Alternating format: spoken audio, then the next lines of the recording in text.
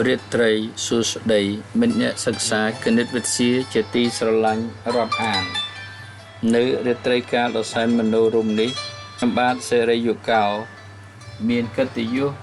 លើកយកធរណីមាត្រ45យកមកបង្ហាញដូច្នេះសូមរីករាយសិក្សាទាំងអស់គ្នាដូចតទៅលំហាត់ទី19គេឲ្យបន្តពីស្របគ្នាហើយមានຂណាត់មួយមុំនេះស្មើ 2x បូក30ដឺក្រេចំណែកមុំក្រោមនេះស្មើ154ដឺក្រេចូលគណនាអញ្ចឹងយើងឃើញថាបន្តពីស្របគ្នាបន្តនេះស្របគ្នាហើយຂណាត់មួយអញ្ចឹងនាំឲ្យយើងបានមុំនឹង 2x បូក30ស្មើនឹង154ជាមុំត្រូវគ្នាអញ្ចឹងមើលការបកស្រាយទាំងអស់គ្នាមុំ 2x បូក30ស្មើមុំ154ជាមុំត្រូវគ្នា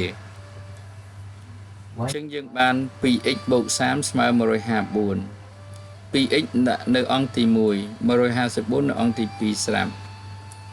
ទាញ30នេះមកអង្គទី2នៅអង្គទី1បូក30មកអង្គទី2ដក30 154ដក30ស្មើ124 2x ស្មើ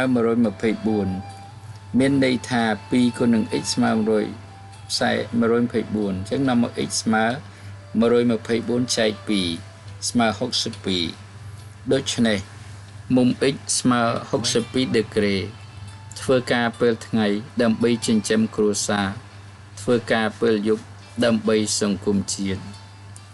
អរគុណចំពោះការយកចិត្តទុកដាក់ស្ដាប់របស់អស់លោករាត្រីសួស្តីសូមជម្រាបលា